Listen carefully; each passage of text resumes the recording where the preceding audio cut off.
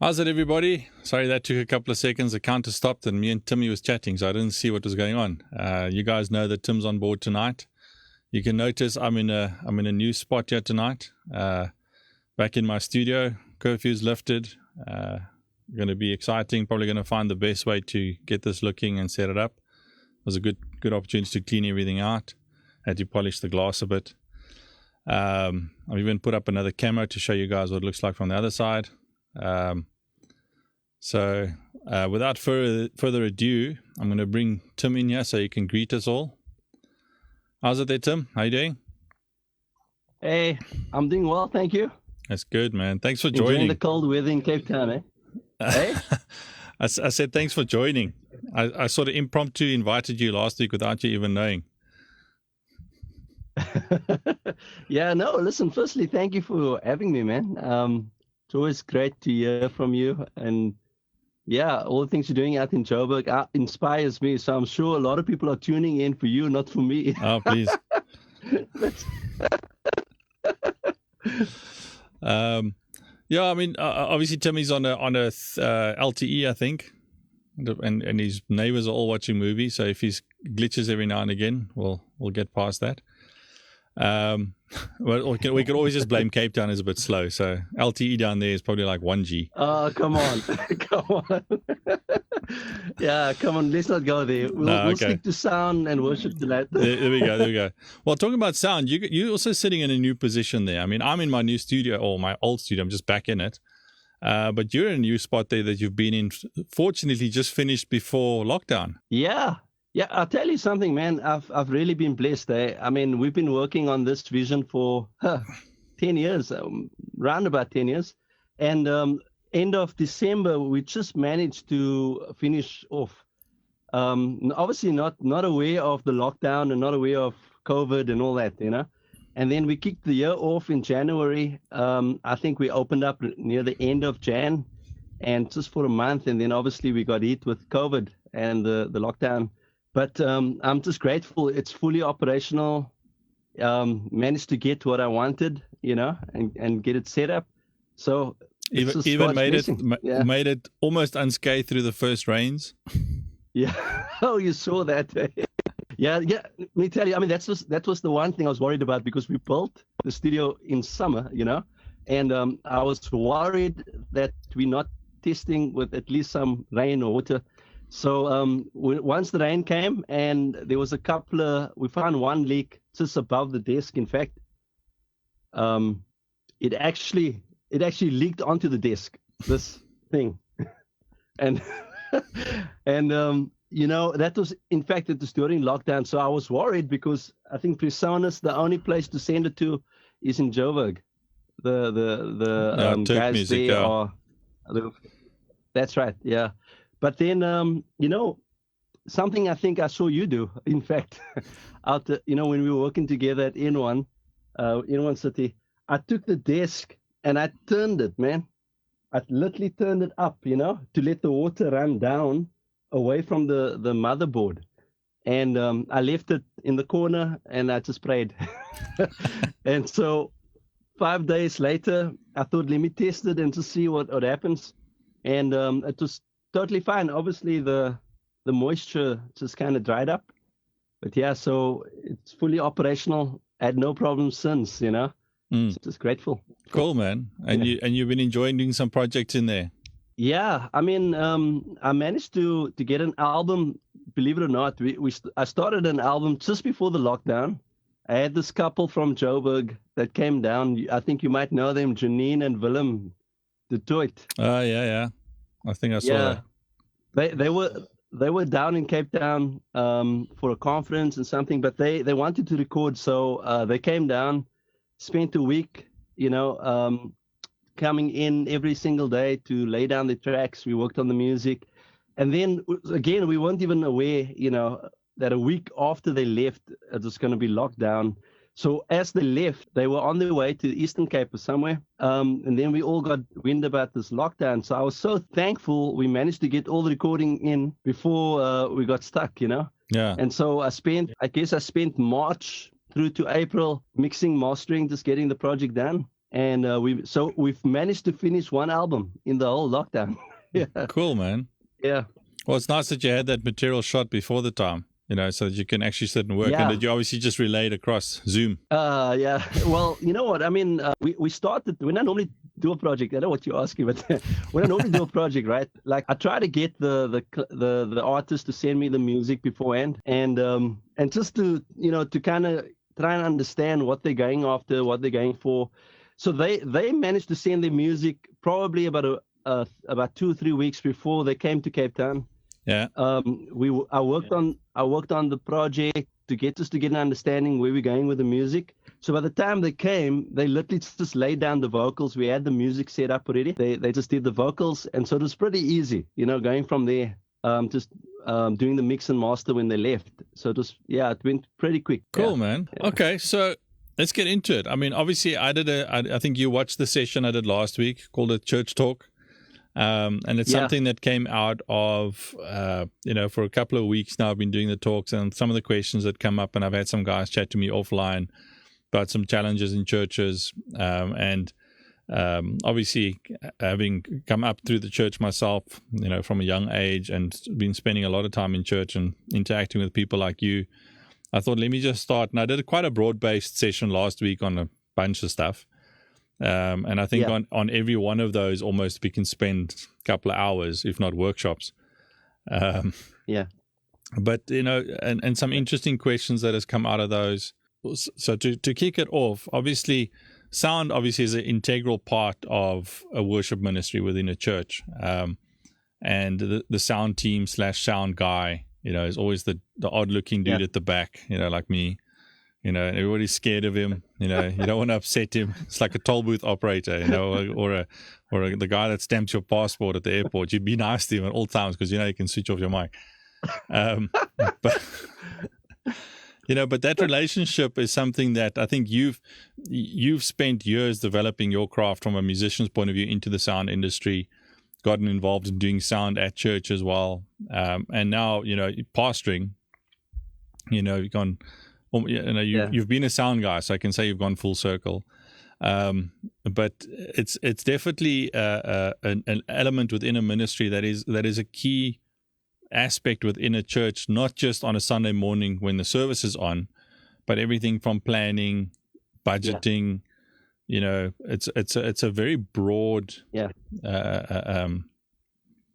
aspect, if I to use basic terms like that. So from the elements that we can train, the type of person that gets involved is something that I'd want to talk about, because obviously I've spoken a lot about just your attitude, and never mind church, your attitude in an industry, any situation, and how you deal with people.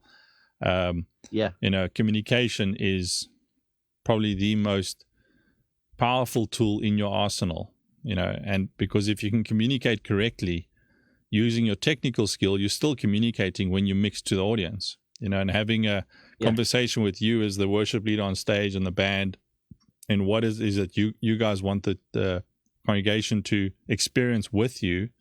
I then need to communicate that to the people and all that kind of stuff. So from your perspective, I just want you to break that down a bit. From your perspective, how important is it having a relationship with the sound guy, sound team, technical team? Obviously these days with AV and all that, the technical team is a lot bigger, but the ones that you will directly interact with mostly is the sound guy, because once the service starts, the AV is done. There's not much you can do. You can't edit stuff, but the sound is a organic element within that. Thanks, Cristo. I think, if I think back, I mean, I know we've worked together, more than 10 years ago? Don't give away our age, eh? Yeah. And I mean, I just remember clearly, firstly being a musician before I became a worship leader. And I remember the first time I saw you and I met you when you came down to Cape Town and you started doing the sound at the East People Church. What struck me then was just the synergy that we really went after in developing a relationship between the sound ministry and the worship ministry. And I know, a journey, I guess still a journey for many churches of how do you bring the sound ministry and the worship ministry to that point of relationship, that point of understanding, and a good working together, But I think I wanted to start by just acknowledging, firstly, between you and me. I mean, it's been how many years now, and we still have a friendship, we have a relationship, and I guess in any working environment or any team, there has to be a relationship, And I just remember. I mean, I used to look up to you like a brother, Now you're probably more like a grandfather, but I'll forgive you. Sure. Okay. I'm just referring to that beard, that beard. My wisdom is my thinking cap. But I mean, back then, I think I just, before I got married, I think I met you before I even married Chauvet. And I just remembered the relationship we developed in understanding each other, firstly, and then in uniting our hearts towards one purpose. Because I think a lot of times the worship teams and the technical side, you can almost say, technical, but I have something to say about that as well later on. But I think the danger would be the technical guys would feel like we are not really part of the worship ministry, and the worship guys feel we are the holy ones, doing the ministry, and the technical guys are just doing technical, Yeah. But I like I say, I just remember we spent a lot of time finding synergy in our relationship and and even in our purpose, and a lot of that happens off the stage. It happens off Sunday, the Sunday event. It was us building relationship. I remember even with Glenn Robertson, Pastor Glenn really went after how do we bring that synergy? How do we actually go after the one thing?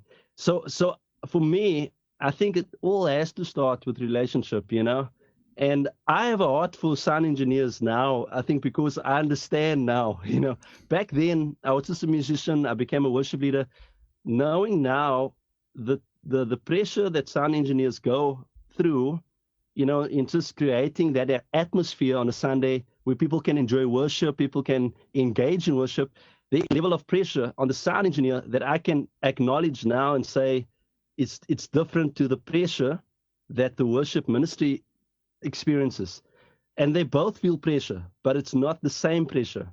And so I think when worship teams and sound engineers begin to understand each other's pressures, each other's perspective, what they're going through, that's right.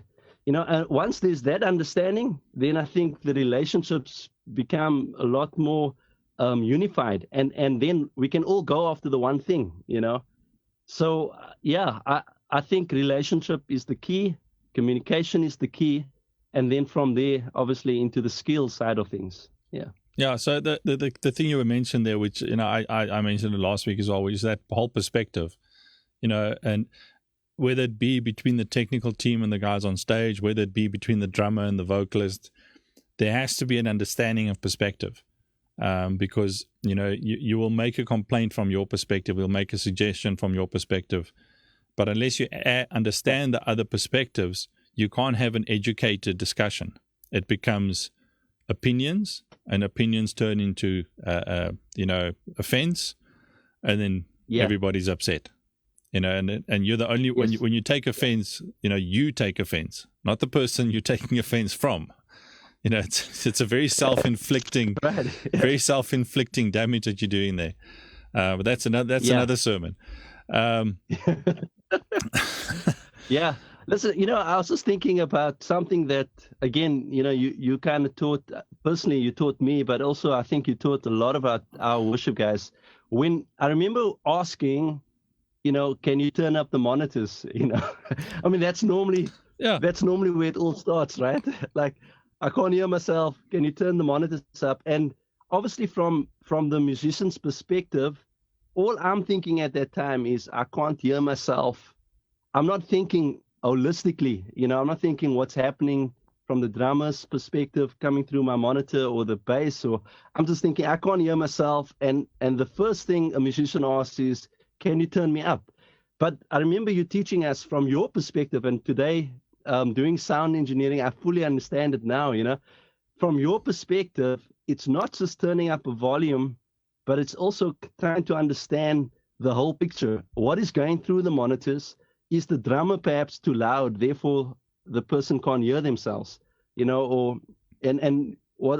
how we used to call it the rolling effect, like the snowball effect. Yeah. Yeah, one thing adds to another. Eventually, it's just chaos, Yeah. And so that, as you use the word perspective, is so important for both to understand. The worship team has a perspective, but the sound engineer has a perspective. And again, I believe the communication you used a lot of communication back then. I just remember the training days. Instead of practice, we'd stop the practice and just talk about the stuff, but it brought us to understand from the sound engineer's perspective, so that our expectations could be at least be realistic. And I think added to that, what I learned through that was one's ears can actually adjust. You can think you need more of yourself on a monitor, but when you understand, actually, you could turn down the drums, turn down the backing vocals. You can adjust your ears to become selective with what you hear. So again, perspective brings understanding. Understanding brings, I believe, even adjustments. And then you have a working relationship between sound and worship teams. Yeah, look, what you said there is one of the things I want to talk about tonight, and just I want to get a little bit practical as well from a sound check perspective and all that. But muscle memory is probably a musician's worst and best friend and worst enemy. Because if you think from a technical perspective on a piano, keyboard, guitar, whatever, muscle memory, because you practice before you get to church, that Sunday morning sound check, which is actually a rehearsal, another subject, but also muscle memory in terms of your comfort zone. If you've come from another place or something changes, so say for example you're in a team and the guitarist changes his tone or gets a new guitar going, or changes positions on stage. If you move a stage around, people get so thrown by that feeling, which is their comfort zone. So I can fix that by changing my sound. And instead of just accepting, be aware of what's changed. My sound works, things around have changed, so now the drummer's closer to me, so I could probably have less of him, and have some, educated decisions, and then give yourself time to get used to it. I said this to you many times. I believe, on a Sunday morning before church, the guys get there prepared. Your sound check should be a quick tech check, get back in the moment. And I said this last week as well. You should have, Great is Thy Faithfulness, a couple of old songs that everybody can play in their sleep with their hands tied behind their back. And you play that, because you don't have to think about the technical. You can literally play that, listen to the sound, it, so you can make, you get into it and then carry on. But what do churches tend to do, or sound teams need to do? There's a new song that the pastor wants that they practice 6 times on Thursday night. They've all listened to it into the car all the way home.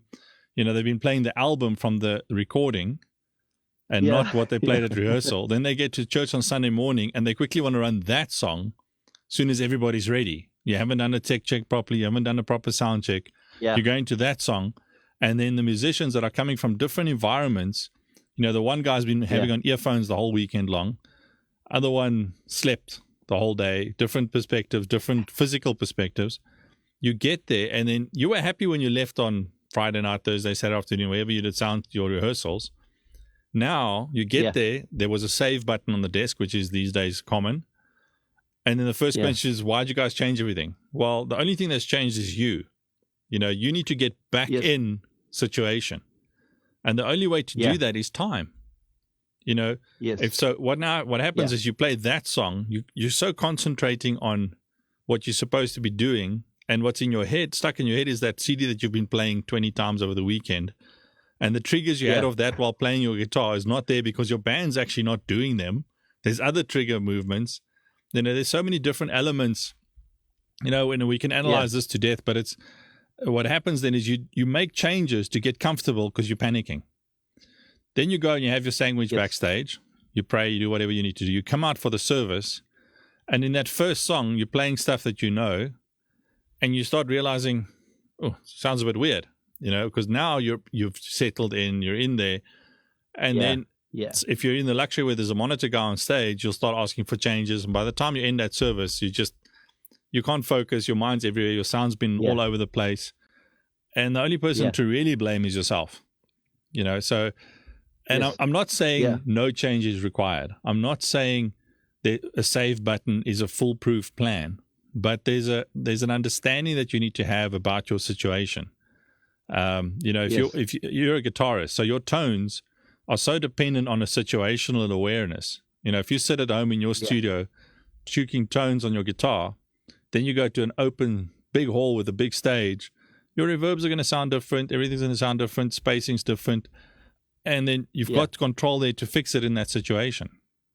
Where it's the same thing that goes for sound as well. So there's people got to realize that. So sound check, tech checks, all that kind of stuff. I think the most common thing there that goes wrong is there's no strategy. And what I mean by that is a clear plan of action, a clear methodology to a sound check, to a technical check. Everything from, call time is 6 o'clock, sound check, or, if a church starts at 8, say call time 6:30, we do a tech check at 7, which means by 7 o'clock, everybody has to be in position, on ears, ready to do what's been planned to do. You don't then at 7 o'clock, what we're going to play. There's a schedule where there's a song that you've listed. That's the song we play for sound check. And that gets people into a routine of comfort, because you work up to that point. Your mind goes to that point. Your ears go to, everything goes to that point. And you'll be surprised how self-soothing that schedule can be. It removes panic, it removes uncertainty, it removes all that kind of stuff. And from a technical perspective, if I bring that back from my perspective as the sound guy, I've got the same schedule. I'm doing what I need to be doing, checking up. There'll be something wrong with the jack lead, or I'm doing my bits and pieces. But I'm not dreading 7 o'clock. I'm not dreading because I know what's going to happen. But if there isn't a schedule, what happens is the music director or someone is trying to get things going. So-and-so's late. This guy was early. He's fiddling. The drummer's still tuning. And he's like trying to, and eventually when he's got everybody's attention, he just wants to go. And then when he wants to do that, the sound guy's not back at the desk yet, because he had to now go and fetch a cable, because, Gert took his cable home and didn't bring it back. And, there's so much discord, and then everybody panics. And I mean, the amount of churches I've seen in that situation, and then the frustration sets in on stage. The frustration sets in at the sound desk. You finish your sound check, whatever you need to do. You've got half an hour, you've got to get back on music going, or prayer's got to get going, or whatever the church does before the service. And then the sound guy doesn't have time to now go and join a 15-minute prayer meeting, because he's got other stuff to get ready technically. And the band goes off stage, and there's a little over there, and he's not there to defend himself. Not that he should be defending himself. The band should be defending him. There's other mindsets there where, because he's actually been the one that's made it happen technically, and he's doing his thing, and it's a team effort across all boards. But there's so many different elements, because the thing that doesn't change is 8 o'clock. The people expect the service to start. Obviously there's certain denominations where 8 o'clock is just a hint.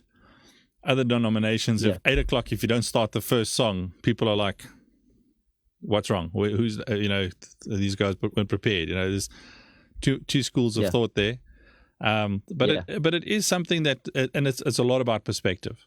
But if you get your schedules down, if you get your methodology and this stuff is also practiced, it's rehearsed, in terms of that when you set up that schedule, it has to be a team discussion. It's not just you as an MD that thinks, well, if we get there at 7:36, okay, we'll be ready.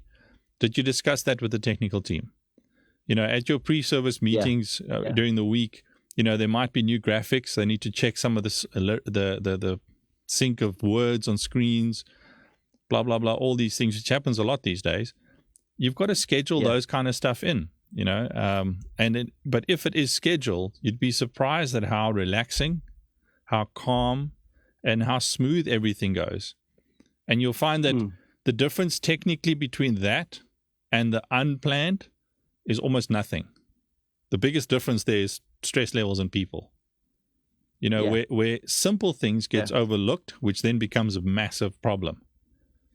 Something like changing the battery in the acoustic guitar's pack gets overlooked because everybody's frantically running around. Because no one was assigned that role. That kind of stuff. And then the battery goes, and then irresponsible people, why don't they check the batteries? And so that's I can hear there's a lot of experience there. I'm going to drink my coffee. Go. Let me say this. I mean, if I break it down, Cristo, I mean, and I know you can get quite philosophical as well, like me. Okay, but if you really break it down, I mean, it's all about music and sound. Really, is all about frequencies. It's about even break it further down, it's vibrations, right?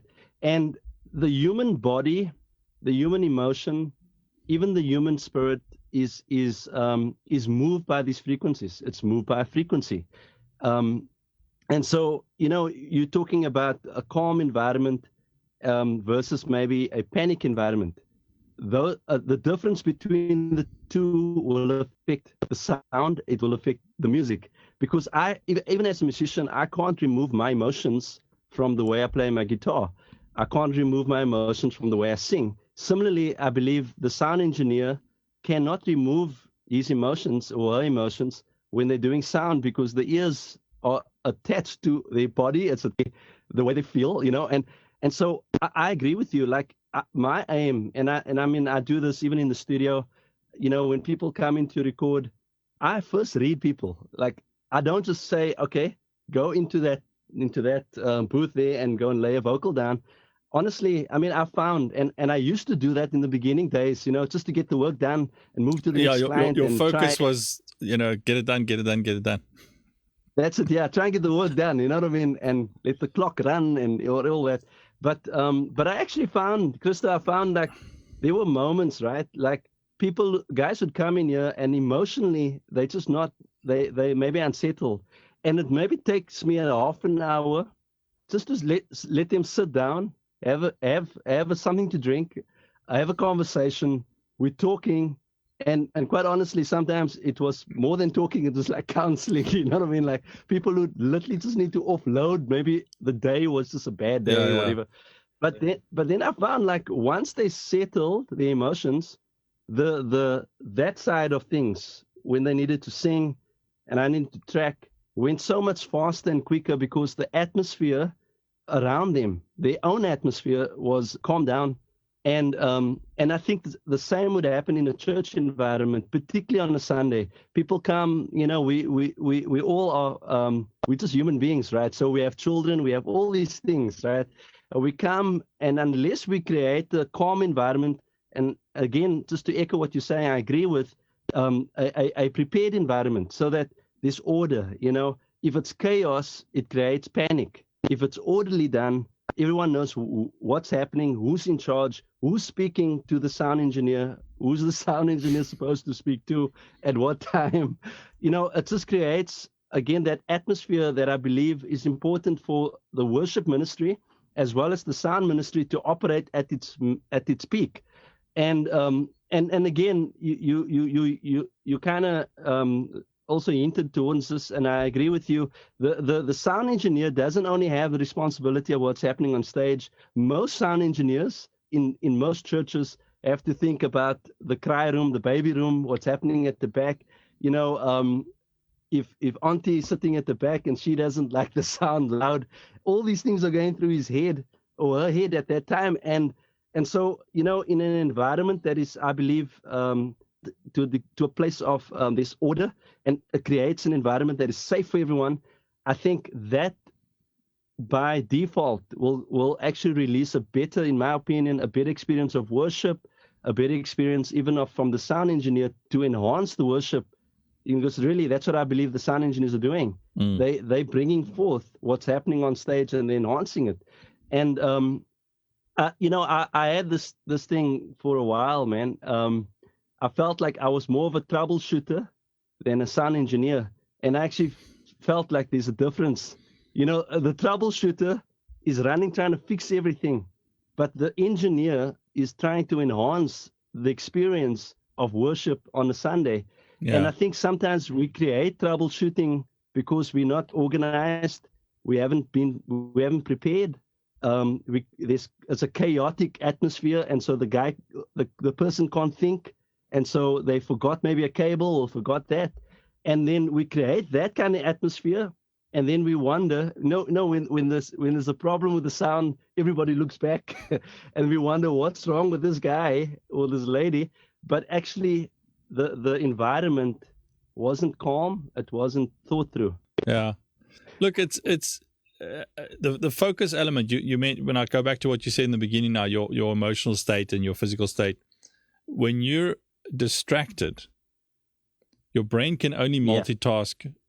People talk about multitasking. Multitasking is doing a lot of stuff at once. Like your computer can multitask, but you open one piece of software that just suddenly crashes the whole machine. And you can have 50 applications open. Everything's fine until you launch something. And that thing just demands so much resource that's no longer available. Everything just slows down. So if you're trying to mix, you're listening, but you have to be in the same, your objective is the same as what the music team's got to do. You've got to be there with the audience. That's the whole thing. That's why a sound guy is in the audience. You've got to hear what the audience hears. You've got to participate with them. Your volume is set according to what the audience is doing. It's not just your choice about how loud you go.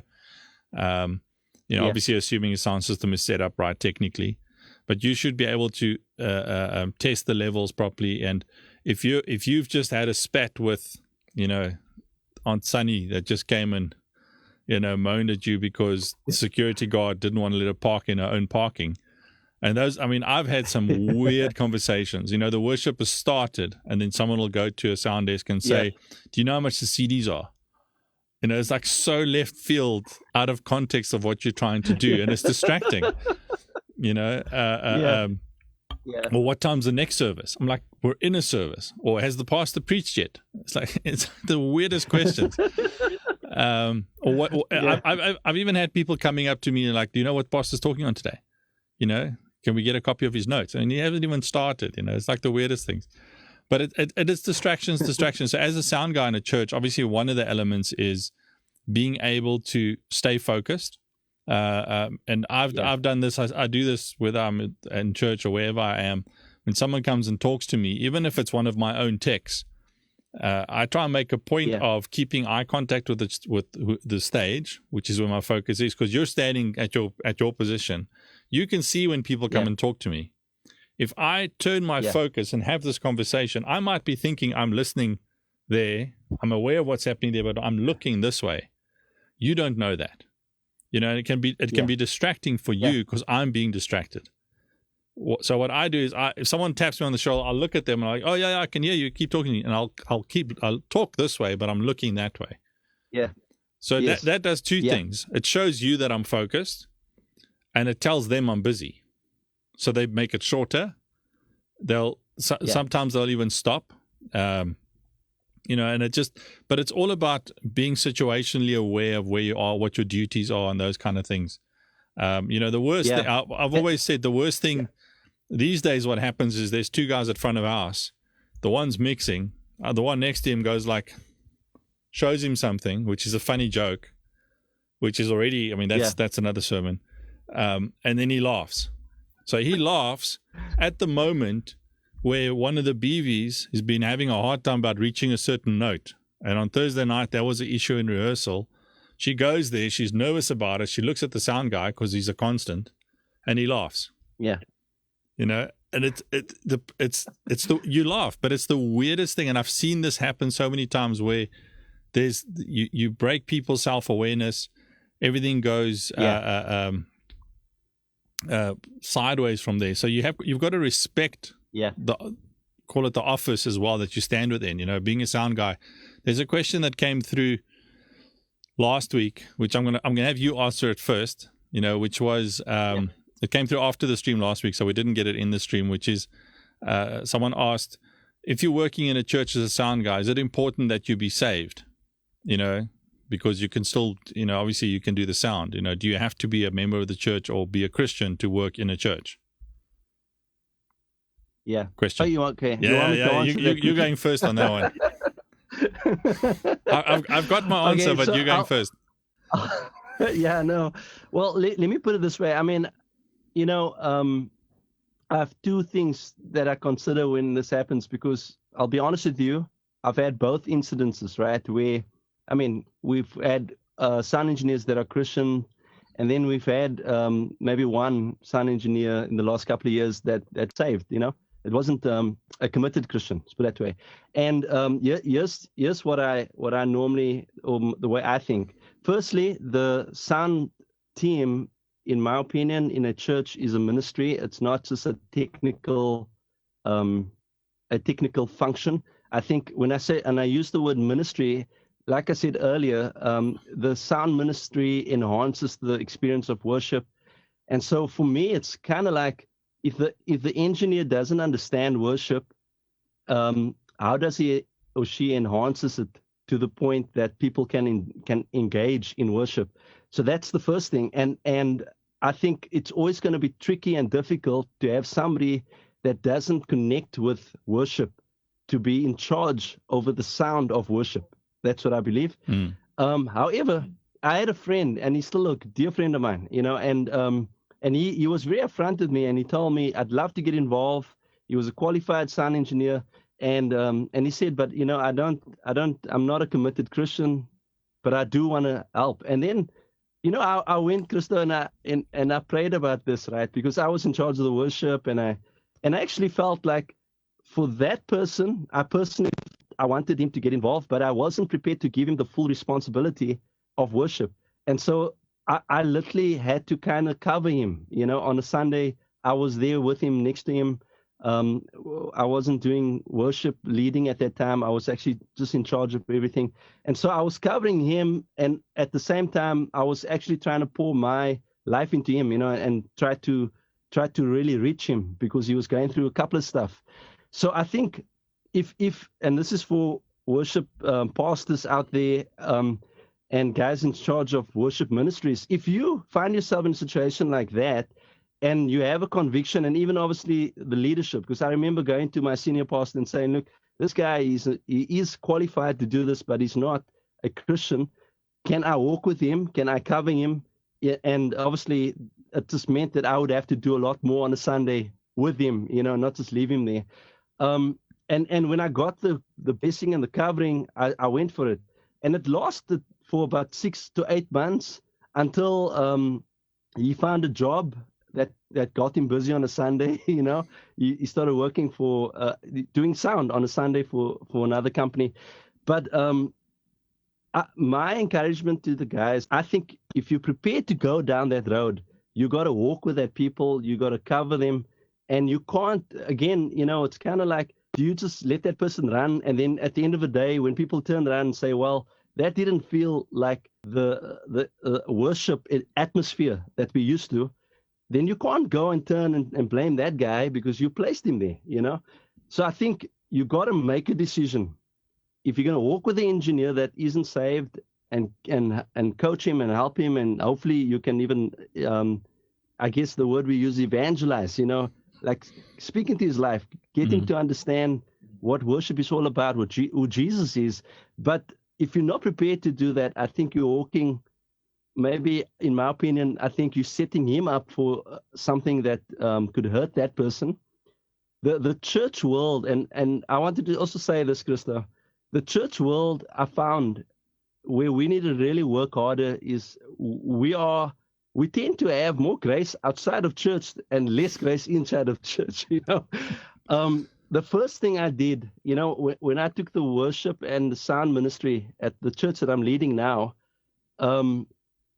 there was a culture. There was a very community culture, but there was this culture that because it's so community, everyone could go to the sound engineer and give their opinion and to say, hey, turn it down or even go and touch the knobs, you know.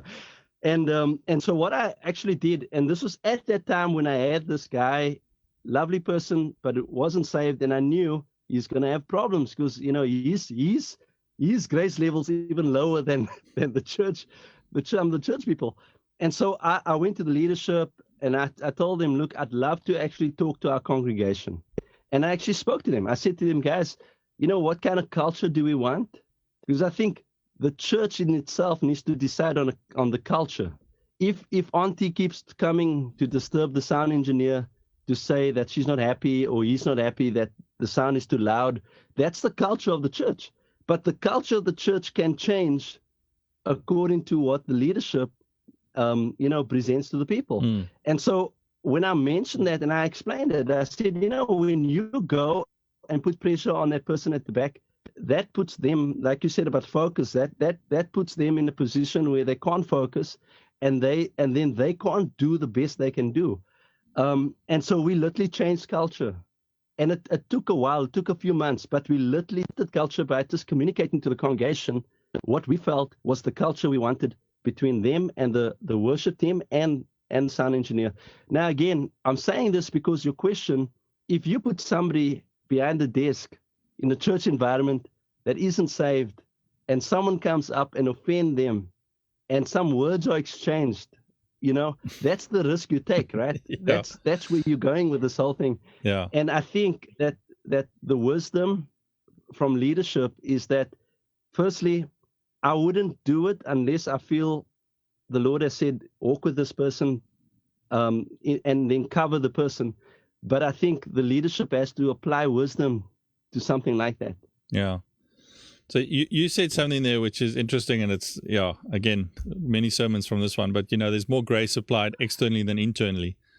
And being in the production industry, I've done a lot of productions for churches, and I've done a lot of big gospel events where you draw from an industry for technical expertise, and I get guys involved, and I've asked guys, just watch their language, be aware. I have a very good conversation with some of the suppliers or some of the guys or some of the crew. Guys, this is a church event. Please don't smoke here. Don't use foul language. Don't do that. And I'm not judging. I'm just saying this is the environment that we're in. Understand who the client is, and they take it without any offense. They understand where they're coming to. They do the job. They do a phenomenal job. They're technical. They can deliver, and then there will be, if it's a big church conference type thing, the church will appoint someone that's over technical, and that one will look after and talk, and they'll involve the church guys as much as they can as well. I remember something that happened in the 80s. We were doing a big Easter production at Rhema. I was just starting out. I was running out and doing something. I can't remember what.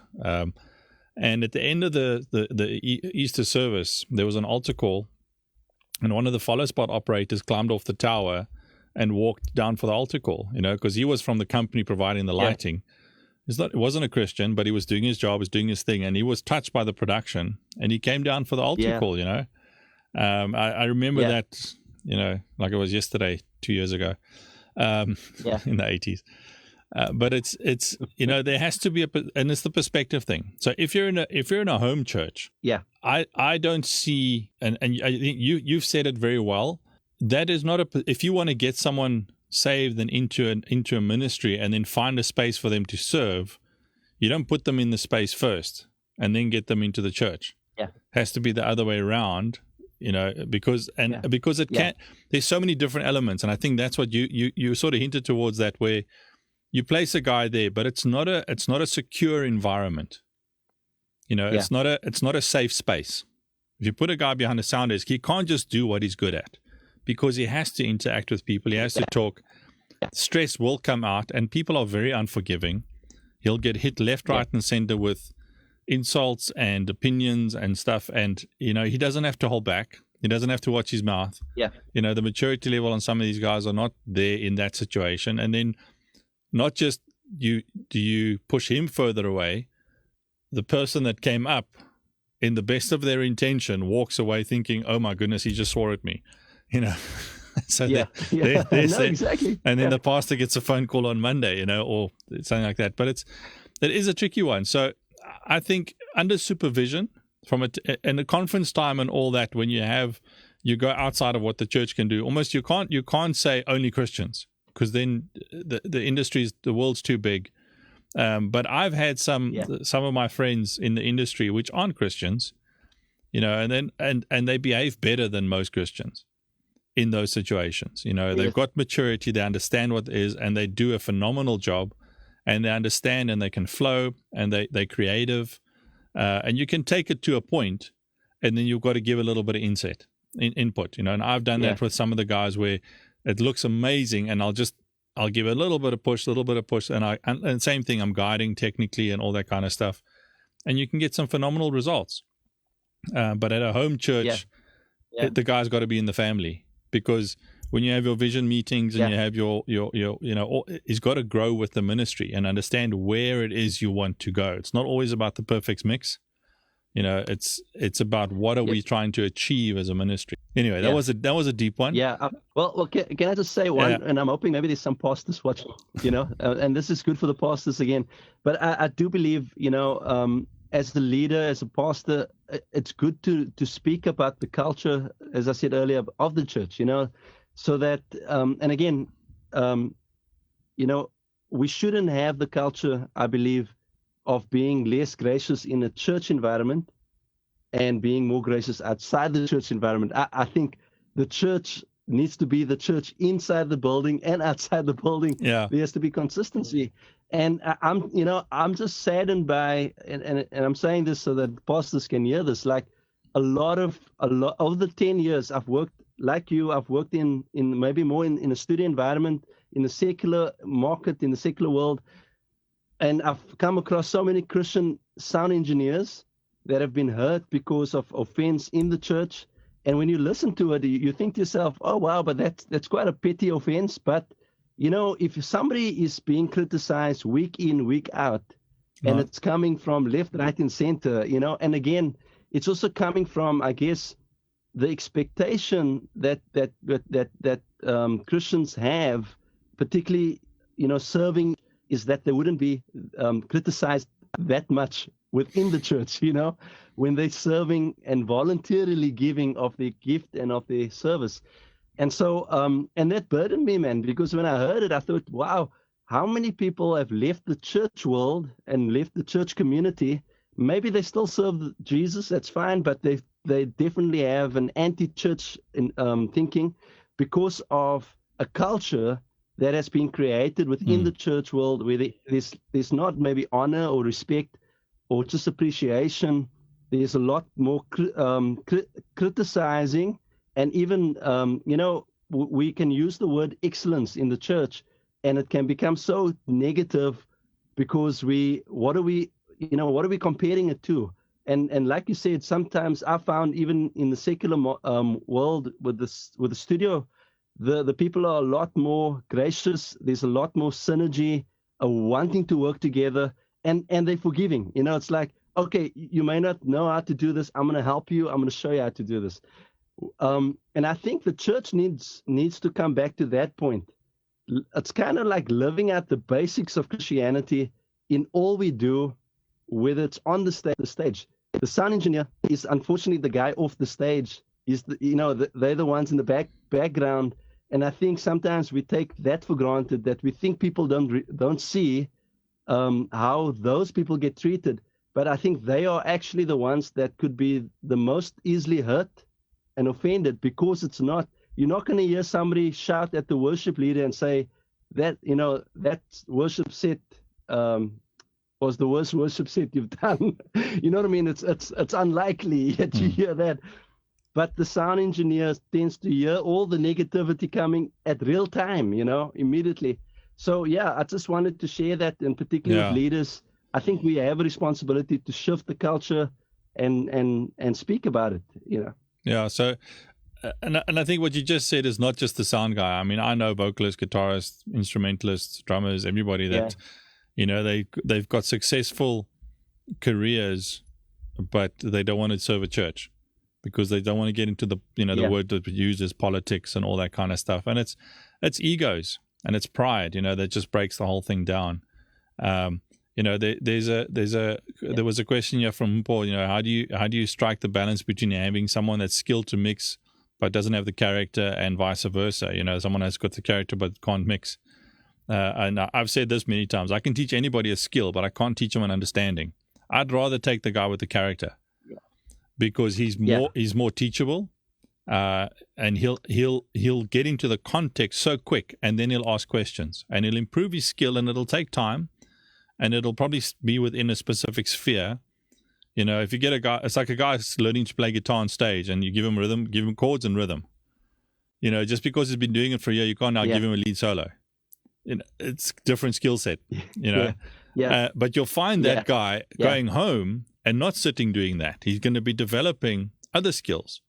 And the same thing with the sound guy. I've had guys that came in with a character, didn't know what to do, wanted to get involved, had a good ear, and before you know it, these guys are asking questions, and you can hear by the questions, like, okay, he's not just here on a Sunday. He's here all the time. He's asking the right questions.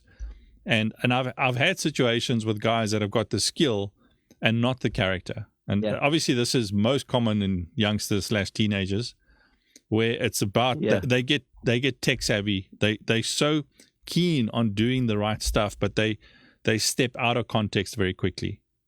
It's all about them doing the sound. It's all about them, that becomes a focus. They want to be seen, buddies, peer pressure, blah, blah. You'd be surprised in churches how much that happens. And then those are often the guys that by the time they've gone through puberty and hit 18, 19, 20, aren't involved anymore. Because, they didn't get the recognition and, didn't get patted on the back enough and because they didn't build character. Yeah. And it's I said this a while back, and I've said this a couple of times, character is not built under pressure. It's revealed. So when you get squeezed, it's like the toothpaste theory. You don't get the toothpaste in the tube when you squeeze it, you get it out. So if you don't have the character when you get squeezed, whatever's in there is going to come out. And if it's not character, it's going to be ugly. That's right. So and that's what it is. And that position has got so much on it that it's important to have the character right. And then if your character is right, you'll understand the communication. You'll understand the perspective. You'll take a criticism in the right context. Because often when someone comes to you and makes a comment about something technically or randomly in a church, you feel that they're coming to you. They're not coming to you. You're at the sound desk. You're the only point of contact. So they're coming to the situation.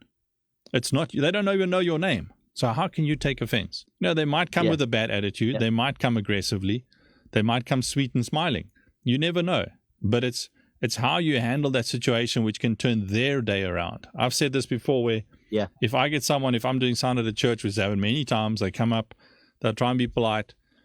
It's too loud or it's too soft, whether it be doing the preaching or the worship or whatever. I'll do my whole thing, and my first question is always a question back. No matter what their complaint is, if it's got anything to do with sound, I'll ask them, can you show me where you're seated? And then you'll get like, okay, they're like over there. And then I look at where they're pointing, and I look at the sound system. I look down and I say, okay, cool, I'll see what I can do. And what do they walk away with? They walk away with what just happened, like, okay, that must be important, obviously. And then they listen to where they're at. And they walk, and then all the way back to their chair, they're listening to the sound. And then when they get back to their chair, it's like, oh, okay, cool, it's fixed. It's much better now. Because you're keeping them in context. When he moves from his chair to come and make a complaint, his brain switches off. He rehearses the speech all the way to you. He's not listening. He gets to you. He says his say. And he's ready to walk away thinking, I've said my say. And then when you leave him with something, you're like, hang on. He listened to me, number one. He showed interest. Yeah. And then, but there's two sides of the story. Most of the time when you do that, you calm the situation down. People walk away feeling I've been heard, which means they can leave it. When they get back to their chair with spouse or someone like, did you tell them? Yeah, no, I told them. They said they'll do something about it. And then now two people are calmed down. There's it's not mind games. It's just human nature. So, but in a big auditorium, often when someone shows you, they're in an area where you can't hear those speakers. And I'll follow through on that. If they point to a section which I know I can't hear from where I'm sitting, or I know that there's a different set of speakers facing there, nothing stops me from getting on the comms and say, can someone please go and check that quick? I can't get up and go. So I'll send someone, they'll go check and they go, oh, hang on, this one amp's off, so the guy couldn't hear. Or, or they go, everyththing's fine or whatever, So you still have to have good context in those kind of situations. But and like you say, it comes with time, dealing with things, understanding people. And once you get into a mature perspective where you start understanding people and characters and what role you play, you'd be surprised at how quickly your sphere of influence / skill set can grow. Where you start understanding more, you can get involved more, because what stressed you out before is now second nature. The actual mixing. Because in a church, 95% of your job is PR. It's like doing monitors or something like that. You spend more time with people and interacting with people than doing sound. The sound itself, you had sound check during the week. Now it's a bit of balancing. You're not like, oh, I'm going to mix. It's not like a new session you're mixing from scratch. There's so much that's you can almost, at most churches with digital desks, recall whatever they did on Thursday. And if you don't touch anything, they can still have a service. Will it be perfect? Probably not. Different people leading vocals, bit of vocal mixing. But you don't have to remix. If you have to, what did you do in the week? Why are you wasting your time? Why are you not doing what's expected of you?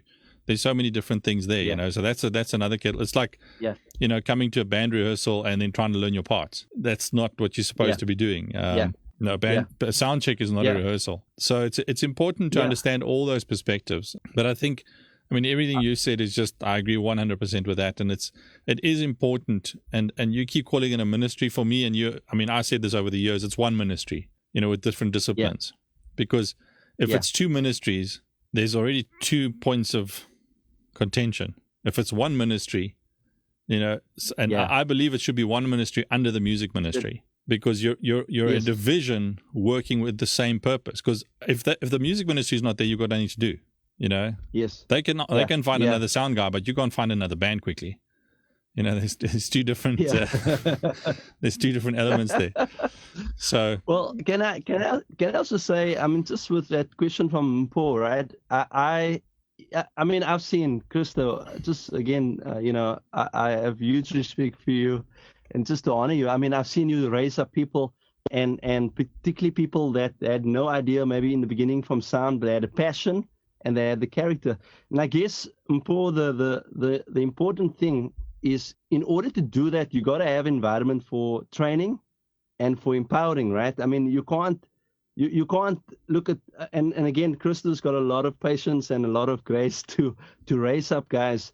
But I think a lot of churches don't spend a lot of time in creating a environment for development and for training. And some of that, if you don't have the skill internally to train up, then you got to find the skill externally. And some of that takes investment. You got people that can train up your teams, and people. So I think like in order to do that, to find people of character that's got passion, that might not have skill, the church has to commit to creating the environment for empowering and development for that person or those people to grow. And then I think even from the worship perspective, it's exactly the same. Like I fully agree with Cristo. I'd rather go for the passion and the character that can be molded and invested in. But then at the same time, I'm also aware that some people, we may be passionate about something that we may not be totally called to do. Like you can have a passion for something that you're just not wired to do it. Whether it's, if you take a singer, for instance, if you went for all the training to learn how to sing, and you just cannot hit the note, I think there's a line you draw, and you're like, I've got the passion, and you may have the character, but this is definitely not the calling. And then, what we normally do, again, in an environment of training and development, we can guide the people, we can show them, you've got all the training, but you still haven't improved. And so maybe this ministry, and you'll find like the most faithful people, faithful guy, He's been there for 20 years, but he's deaf in the one ear, and this is real, but his heart was so right. And so we just had to help him just to understand, well, this, it's nothing about your character here. It's nothing about, you've done nothing wrong. It's just, this is just not the right fit for you for ministry. And so I think when we talk about culture of church, I think that's the other aspect, that the church, I believe in authenticity. I believe in transparency. I believe you can be authentic and transparent when you have relationship, when you're able to really build with people relationally. And I think sometimes that, again, maybe we can work better at this as the church. We are too quick to, or let's say we don't take the time to get to know people and to coach people, and then to be transparent and actually help them when they're not suited for ministry. And so I think those are areas, we can all work. But I just wanted to add that to the question from before. I think one of the just to tag on to what you're saying there, one of the things is, in the church environment, you're expected to be nice. You're expected to be you're not allowed to tell people they don't know what they're doing. And I think that's the downfall sometimes, is not having the boldness and the character to sit someone down and tell them this is not for you. But if you don't have the relationship with them, you make it very difficult on yourself. So what happens there is someone joins a church and you think, oh goodness, and y'all just get him in, and they get him in, and then it's too late. So that you got to have that time to form a relationship, see who they are, see where they fit, and then they might want to be the next lead vocalist, and that's legitimately where they're at in their headspace. And you, in your first conversation with them, they're the most brilliant person, but you just realize this is not going to work, and because you've heard them sing or you're at a rehearsal and you're just like, and it's not about you knocking them down as a person. Their heart's there. And if you build a relationship with them, they'll probably be able to recover. People people are people. They've got emotions and all that. But there comes a time and place where you're actually doing more damage by not being honest. And that's right. Yeah. And then you lead them on, and then when the opportunity never arrives and things pop, and then and you never see them again, and they leave the church. And that's happened in multiple disciplines. I see your family has jumped on the questions. Is it? Yeah. What are they asking? What do you do as a sound engineer to clear your hearing like a chef clears his or her palate? That's a very, very cool question. I've spoken about that a couple of times. We spoke about hearing protection. Your ears are, as a sound guy, is your final tool. And having control over what goes into your ears, like you want to control what goes into your mouth, is a clear decision that you have to make. I've got earplugs in all directions around me. I try and maintain certain listening levels. I do quite a variety of different kinds of work, whether it be studio or live broadcast or big concerts or whatever. And I've when I schedule my work, sometimes even I'll put someone else in certain positions because I know what I've got to do tomorrow. So it's no ways I'm doing this now because I won't be ready tomorrow. Our ears are biological in the sense where when they get fatigued and they get tired, they need recovery time. It's like an athlete that's run. You can't run a marathon and then tomorrow get up and run it again or run a sprint. Your body needs recuperation. So if you do if you do a 5-6 hour concert, running at 110 dB SPL, or 100 dB SPL for X amount of time, and then go to bed at 2 o'clock in the morning, then come to church at 6, you're the worst person to do sound because your ears are compressed. Your sense of loudness is out the window. You will be way too loud off the bat and you think you're fine, I've had this discussion with the youngsters and I've warned them when things have happened, and I said, and we've had situations where there wasn't the time, and I've told the guy, when you get in there tomorrow morning, you're going to want to do X, Y, Z. Don't look at your meters, pay attention, remember what you did last week. You're going to think you're too soft. You're not. You're going to be fine because your ears are, you've only had 4 hours or 5 hours sleep, you know. And then I like silence, believe it or not, you know, just clear my head. When I'm sitting in the studio, I often just go, you know, if I'm working within a specific genre, I've got lots of little playlists and stuff, and I listen to music softly and I take breaks. Rest is your best palate cleanser if it comes to your ears. Physical rest and quiet. You know, it sounds weird that in the sound it's a tool that you use, but if you're sitting editing on a session in studio, you know, you want it to sound great, so you put it at 84 dB SPL. But you can't sit there for 6 hours editing at that level. Straight, You know, I've got a dim button here on my controller, and I get to a point where all I'm doing now is editing. I hit the dim button. Goes right down to 65 degrees. It's way too soft to mix, but I can hear enough to do editing. You know, and every now and again, switch it on, switch it off. But it's so that when I get times to mixing and I go back to, you know, 82 dB SPL or whatever, you know, I'm not tired yet. Or my ears have still got some life in them. And then taking breaks. You know, alcohol is a big no-no when it comes to hearing. You know, it's some of the most sensitive nerves in your ears. You know, sound guys that drink while trying to work, I just don't get that. You know, if you do, sometimes it helps. You know, if you want to do a 6-hour full metal concert and you're drinking, your ears get tamed down and you can go louder and louder and louder. But yeah, it's it is That's a good point, man. Yeah, alcohol is a killer.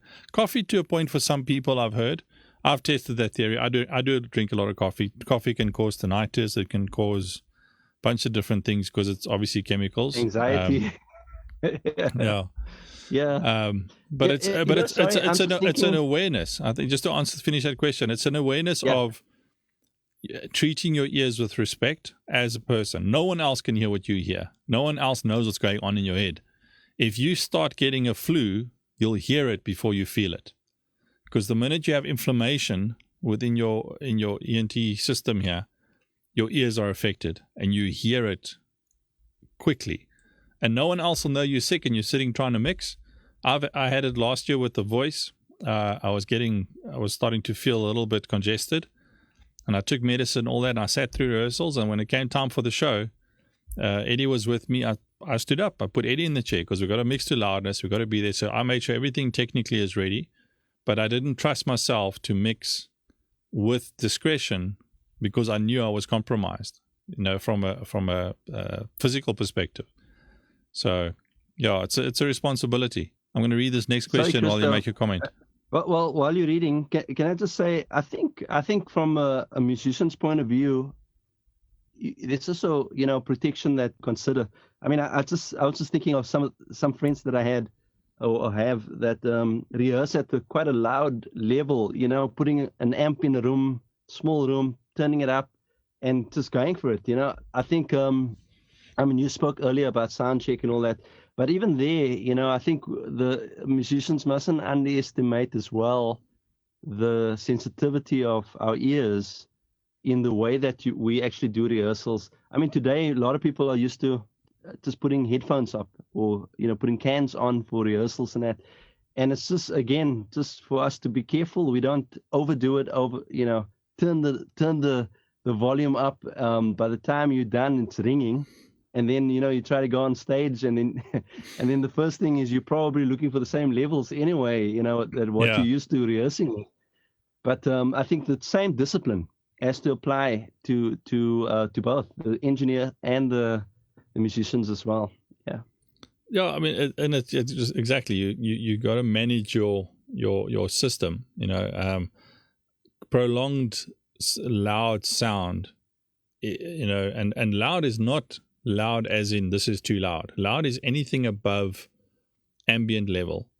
So when we spoke about dBSPLs, you know, if you're mixing at 82 dBSPL in a good acoustic environment like you're sitting in or I'm sitting in, when you walk in here, it's not that loud. But over 4 hours, your ears do start compressing, you know, and then and the first indication of that is you want to make it louder. You know, you want to grab that monitor control. So when I teach my students and all that, the monitoring control does not change. Make a note of where it is. If you feel you want to go up or down, you're mixing wrong or you're tired.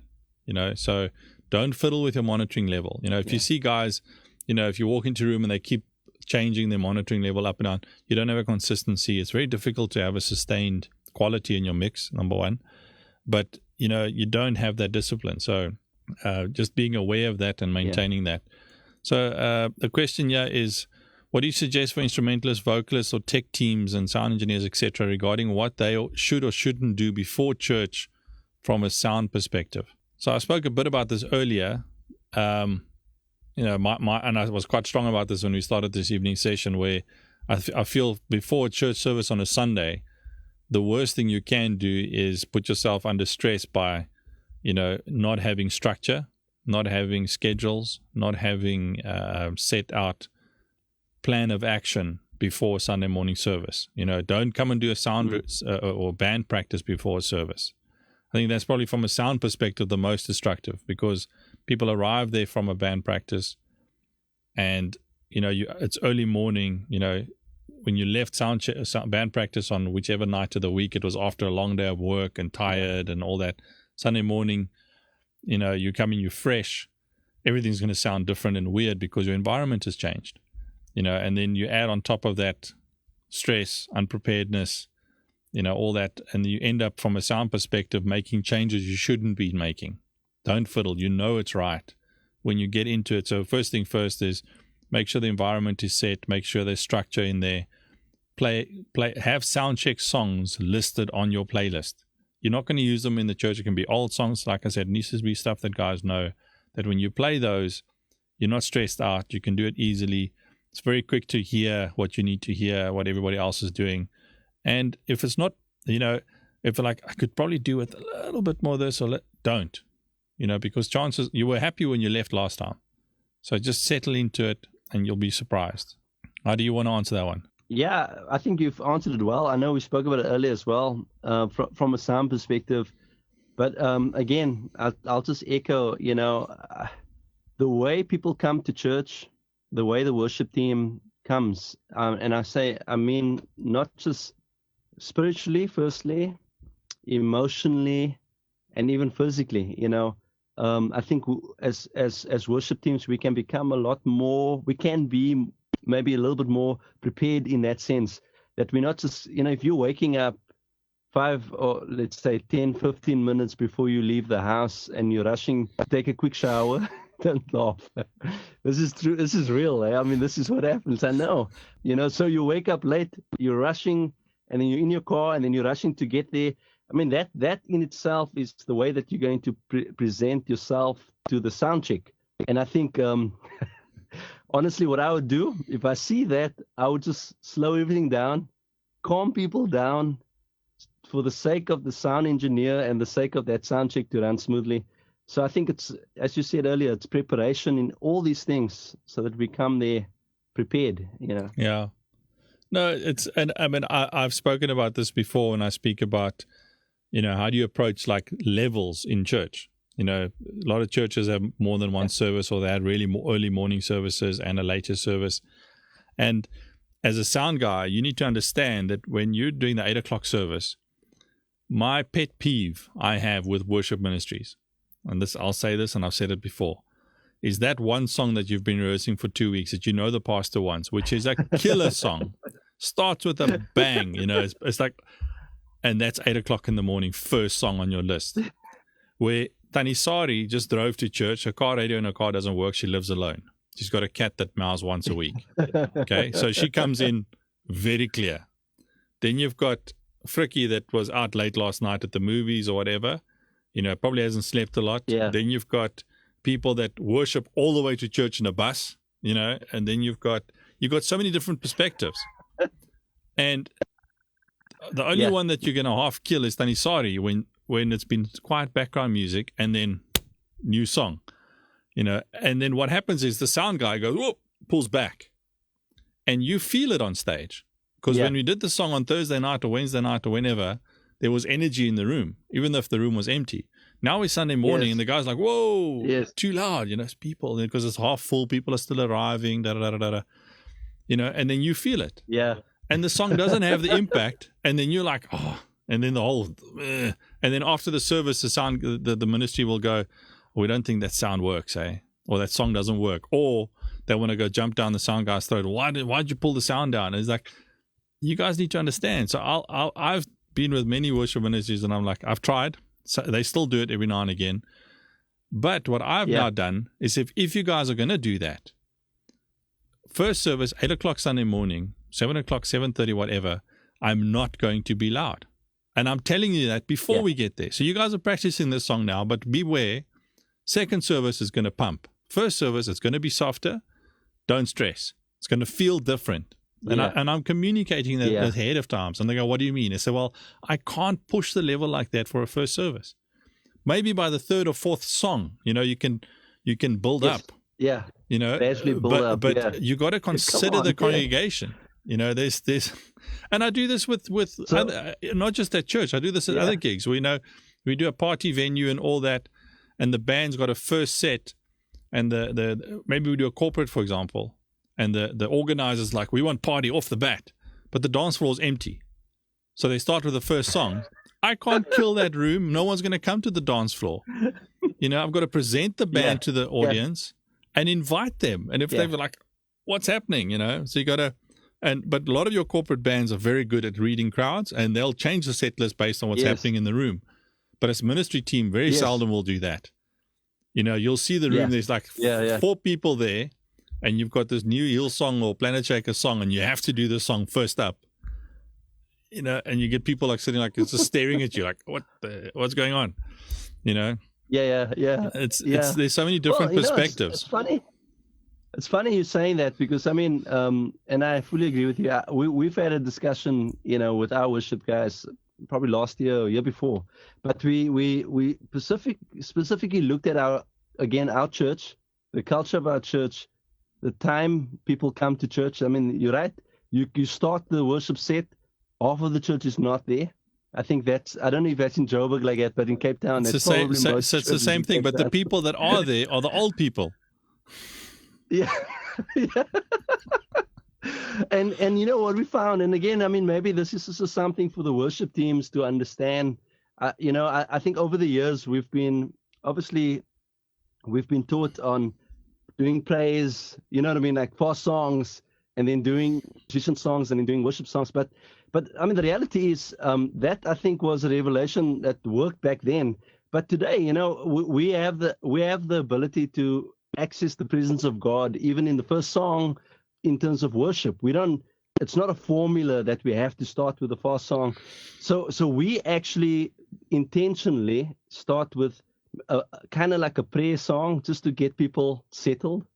And so we don't start with the big, and maybe by the second or third song, then we'll pick it up. And exactly that, we found that by that time, not just from a sound perspective, but again, like I say, frequencies affect us, right? So if people are not warmed up to listening to a loud song or to a upbeat song, then they don't respond to it. So as people become more aware that, okay, we're in the presence of God, their focus shifts from this busy morning, waking up late, kids are shouting in the car, whatever. Their focus shifts, and then we found our praise as a better response later on, maybe a song later or 2 songs later, than just coming bang. And some Sundays you walk into a service, everybody's there, and then there's a vibe. Then you can then again, like you said about reading, actually can kind of feel, hey, this song is going to hit from the word go. But most times it's not like that, Yeah, but from a sound perspective, it's important for whoever's operating to understand that and understand what you're trying to achieve. And if it's unrealistic, if the relationship is there, like if it's me and you, I can tell you, like, just be aware of X, Y, Z, And what I've done is a lot of churches these days do prayer before the service. It's not just quiet, or there's background music or something like that. I would tend to, if I'm in front of a house and the pastor starts the prayer, I sort of take that prayer, and if it's like 5 minutes to go, I start making the prayer louder and louder and louder and louder and louder, way louder than what I started. So when I end it, I'm close to the level of what the worship leader is going to be at. And you'd be surprised how that even gets the prayer more effective, because that mic starts taking over the room and builds an atmosphere. People who walk in go quiet and engage quicker, because they don't walk into a room and like, quiet, there's someone praying over there. You walk in and you're hit by prayer. It's a different kind of feeling, but I can't start like that. I've got to build into that. Yeah. And then you take it over from there. So this is also this plays into, being part of the ministry and being understanding your perspective and your role and your designation as part of the ministry team, so that you can help steer the flow of the service, which is very difficult if you're not Christian, not part of the church, not being led to do those kind of things, but also having the skill set to do those kind of things. So it's quite a few different elements that come together. And like you said earlier, with age we learn things and we develop ourselves, and then we can speak into other situations. And it takes a skill set to communicate with young people, especially in our industry and in our sector, which is music and technical. We do get a lot of people that are young that come in that have got skill, and it's our responsibility to get that into the right. And we're not trying to change who they are as people, from a skill set perspective. Yeah. But if you come in, we need to utilize your skill in this way within this ministry. You can't if you're a killer rock guitarist. Half our songs or more than half our songs are not rock, so you have to adapt. Yeah. So this is where the attitude and the character shows. Because if you tell the guy, hang on, don't do that, tone that tone get on your pedals, get rid of this, do that. If the guy's not in the right spot, it's not going to work. Same thing with the sound guy. If the sound guy is a killer, R&B fan, and you guys are playing, the drum kit's going to kill the bass, but it's not what you're playing. You're not playing R&B. Yeah. You're playing ballads, or you're doing rock and roll, or there's a different feel.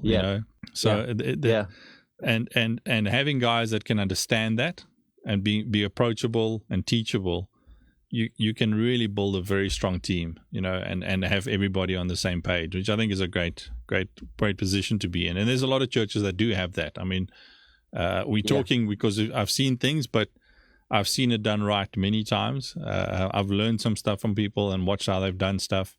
And the guys that have been around for a long time, whether it be churches, musicians, performers, all that, you see, whether it's Christian or in the world, you see an appreciation for the technical team based on the growth, based on the journey,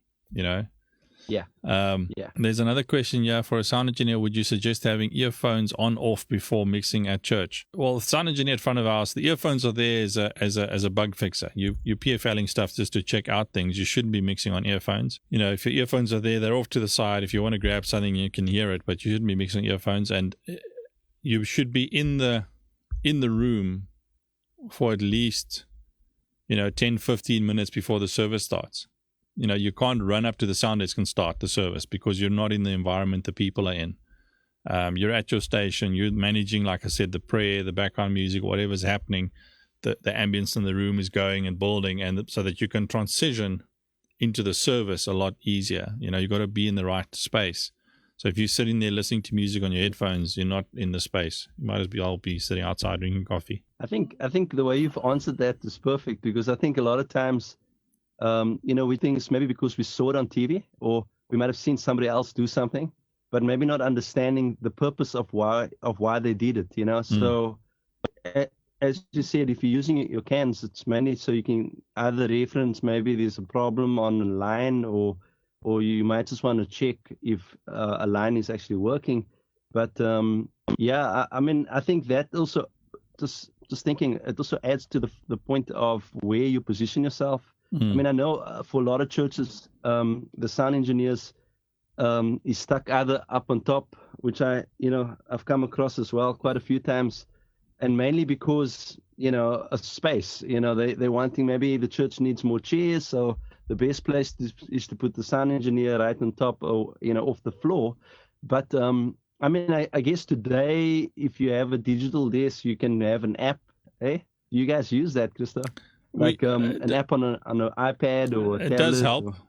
I used that the other day at a church where the sound desk, they made some changes and it's compromised listening where the sound guy is. So the app, depending on how complex the system is, it's a great setup tool. But during a service, if something goes wrong, and one of the worst things in churches is Wi-Fi. So on Thursday night, you walk around, it's great. Sunday morning before the service, everything's great. You stick a couple of thousand people in a room with cell phones, and all of a sudden your iPad doesn't connect anymore. And then you got to run. So I tend to use it for setup. And if I really have to walk away, but otherwise, I set up, and then when I come back to the desk, I've got a reference, and then I know where my limits are. But I've done corporates and stuff like that where there's no space, sound desk is at the back, but then it's predictable environments. You've got a tech standing by at the console. I'm standing here with an iPad. So I've done both. It is a great tool, but technology has to be set up right, and that's another another aspect where a lot of it's plug and play, but plug and play to a point, and then you got to know what you're doing. So there's another question here, which I think we haven't really we sort of answered, but we didn't. How do you know? You didn't know if it's been covered. How do you deal with stage loudness when you're limited to using wedges and amps? So I'm gonna go first on this one. So stage, what he's talking about is there's two loudnesses elements. The first one is on the stage itself, and the second one is the people standing in front of the stage. Because the people that are being negatively affected firstly by a loud stage is the congregation in front of the stage. Because the first 5-10 meters away from the stage, even in a small church, is heavily affected by the back end noise coming off of a stage. So what happens is you've got wedges up front for vocals that is coming back at a band, drummer gets louder, guitarist gets louder, bassist gets louder. Now a bass amp is the loudest everywhere except where the bassist is. And you understand that because bass frequencies build over a distance. So if a bass amp is on top stage there, back, in the front row, all they hear is bass guitar because they sort of head out with the bass amp or the guitarist. And, there's so many different elements that can affect it. So your stage, from a management perspective, there has to be clear communication. There has to be, again, someone in charge with a strategy that we need to realize that if it starts to getting to the point where it's affecting how the band gets perceived out front, someone is going to be able to say something. So then the decision needs to be layout, getting amps off stage, changing directions of amplifiers so they don't hit the vocals, so they don't go loud. And it's a give and take in all directions. At some point, everybody has to compromise. I made the joke, a couple of weeks ago that the only people that's going to survive the coronavirus is the church drummers in their cocoons, in their bowls. That's not right, man. Because no one ever gets near them. But I mean, So, but it's perspective, and it's got to be a strategy. The only time a stage, or not the only time, but a lot of the time, the stage volume is out of hand level wise, in my opinion, at a church, is because there's no leaders on stage, and that's a strong statement. I'm talking about a worship leader. Might be a worship leader, but he's not a leader. He can't take control of the situation, because you have to lead that situation at a church where you have to be able to speak to. You can't do it on a Sunday morning. That's too late. This is during the week, during rehearsals, having conversations with people, talking it out in front of groups of people so they can get the perspectives. When I do sound workshops at churches, one of the first things I do is have a little discussion around perspective, and I can point out a whole bunch of stuff and you know, that is happening in that church, and I've never been there before, just based on certain scenarios and things, and people go, oh, how did you know that? How did you know that? And it's just, it's logically things that'll happen in this scenario. Yeah. And then you'll find people saying, yeah, but he doesn't want to do this, and he's always playing too loud, and it's always, it's that whole them and us, which happens even on a stage. You know, it's obvious between the tech team and the worship leaders. But behind the worship leader, there's a whole bunch of clicks sometimes, you know, but they can go unnoticed because it doesn't influence anybody else. But it actually has a massive influence and synergy and those kind of things. But that's another sermon. Yeah. You've got too much, man. You got to write a book or something. But it's the leadership for me is a strong one, and I feel strong about that. And I've spoken out, and people don't like it when you speak out, and people get offended. But it shows character or lack of character. You know, if I can, and when I speak in situations, I'm not going to do it out in public with people. I'll have the discussions with people offline about what I've experienced or what I've seen if they ask my opinion. And if I get asked to come and share at a situation, they've given me the stage, I'm going to say it like it is. I'm not going to hold back, and not everybody likes me, but I'm not there to be liked. I'm there to help. And I'll do it from the right. My heart's in the right place where if we approach things, and I'm not saying I'm going to give you a solution that if you do it this way, it's done. There's no fix, and there's no button to press or no button to turn, or there's no should. I often tell my students at ASE, like, if anybody tells you this is what a snare should sound like, stop listening to them and come and tell me. There's no such thing. Your context and your outcome that you're trying to achieve might be different to what everybody else has done, but if it works within your context, it works. So it's more important to understand the perspective and what is the outcome you're trying to achieve. So on a stage, what is our outcome?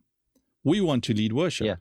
What do we need as a tool set to do that effectively? We need reference, we need timing, we need key, we need a couple of little technical things in order to worship. So whether it's in-ears or wedges makes it a problem for everybody. In-ears is just as big of a problem because everybody now gets in-ears and they think I can have a full mix. Why? Why do you want a full mix? How are you going to achieve that full mix from your perspective? How much time are you going to steal from a sound engineer to try and give you something that he can't understand because, you're talking English, but you're not understanding? I use this example, and if I point at this microphone and I say, can you see this little silver cap? It's about that long. See my two fingers there, It's visual. We can get on the same page so quickly. But if we take audio, and if I say, can you hear that sound? And you've done this studio. When you're working on something, you've been sitting the whole day, and Chauvet walks in, you go, "Did you hear that? Did you hear that?" You're excited about something, and she'll go, "Yeah," but she has no clue what you're talking about. Because it'll take you a while to explain what it is you're pointing out, and then she'll perceive it in the way that she perceives it. So sound is a very difficult thing. Monitor guys are a specialized skill in any environment, let alone the church, because you've got to be nice. But to understand how everything fits together and have conversations with people. I've done monitors for bands. We have not worked with them before. I get booked as a monitor engineer. My first thing is have conversations. And I'll have very specific conversations, building relationship, getting to know guys. And before we start with soundcheck, before we get on stage, before we get to the venue, I'll ask questions, but I'm very specific in why. I'm not telling them, okay, I'm going to ask you questions because of X, Y, Z. I watch things. My first couple of questions is normally around the hierarchy. Who's in charge? What's your structure? What are you guys used to doing? When you do stuff, do you do this? Is there sound check song? Is there time? Is there a way that you set up, arrive at the venue? I'll ask questions. So I understand where they're at. And then I'll start talking to the individuals. I'll do my homework, and I'll try and do as much of that before they get there. And then when they get there, I carry on that same conversation because we can get on the same wavelength. Then when they look at me across the stage and they're gesturing something, I actually know what they're talking about because we've been building on a communication structure. Because an hour earlier, they were saying something and gesturing something. I could hear what they were saying. Now the show is happening. I can't hear what they're saying, but they're still gesturing the same stuff, and you can communicate and all that kind of stuff. But sidetrack now. So outcome-based. So volume there on a church. And sometimes what happens is, from a technical perspective, the gear that we've got cannot do what we're asking it to do. So just because you've got a monitor on stage and it's loud, the comment from Yuzo saying, I can't hear anything. Which we've all heard this. You get a vocalist that, you're standing 5 meters away from him, you can hear how loud that monitor is, and the song ends, and the first thing he says is, I can't hear anything. And you think, what's wrong in your head? So what's happening there is the efficiency level technically of that wedge or that monitor is nowhere. Me and Simon Panos, not Simon Oates, spoke about this in episode 12, I think. On our YouTube channel, and we were speaking about monitoring specifically and understanding how wedges work and the efficiency level. So the more you throw in there, the more inefficient it gets. It's not about volume. I can whisper to you in a room where there's nothing else, and you can hear every word I'm saying. I can still whisper to you in another room at the same volume, and you can't hear anything I'm saying, because there's so many other elements they're masking. So we then have to adapt. I have to get louder, which means I'm trying to whisper, and eventually I can't try and whisper anymore because I can't whisper that loud, and then texture changes, and then I'm screaming at you and you get upset with me. But there's so many different elements. So from a wedge perspective, a wedge should be there to give you reference.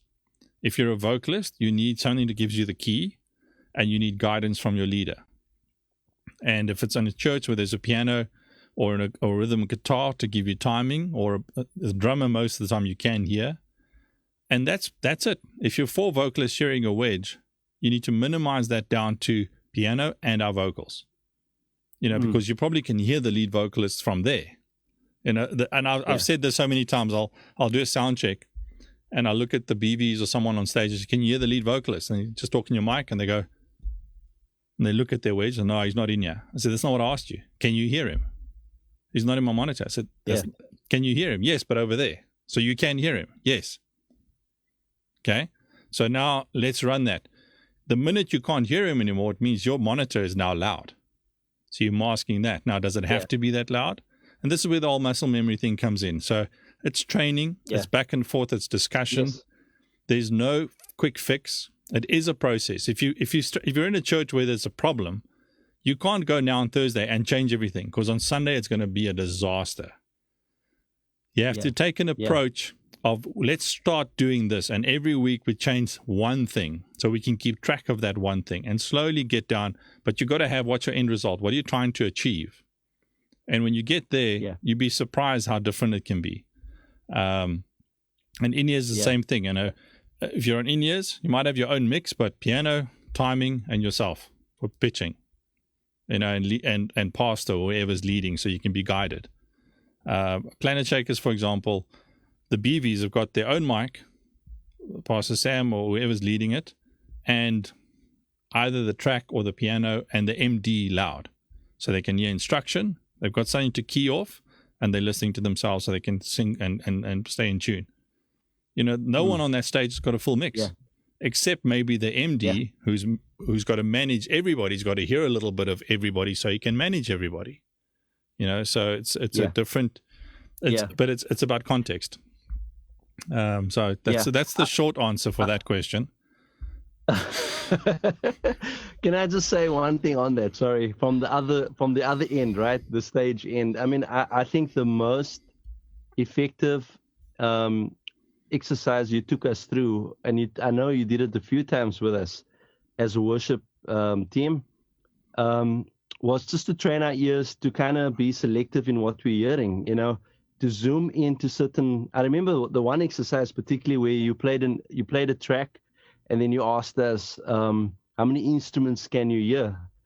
And it's amazing what answers came back. And I mean, these are all band members that have been listening or been in front of monitors for many years, right?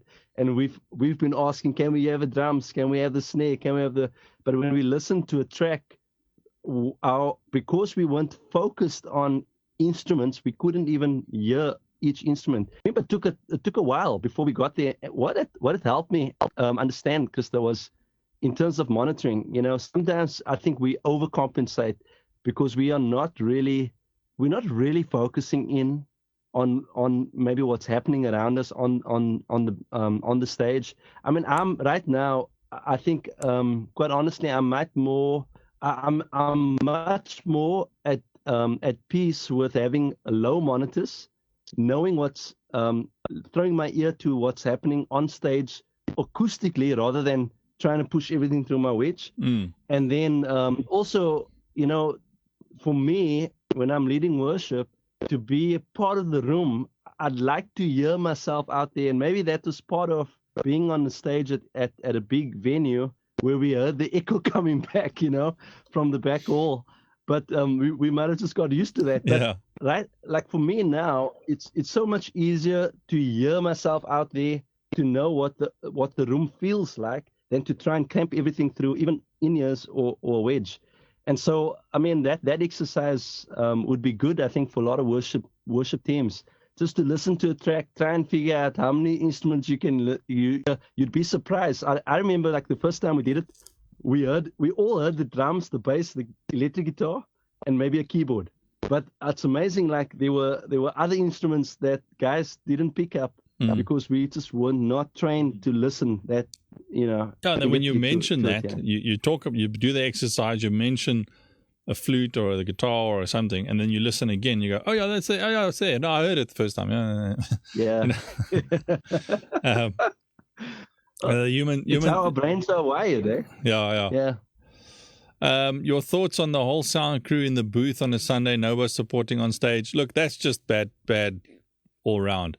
If you've got a sound team, everybody has to have a job. Even when the service is running, only one guy can mix the sound.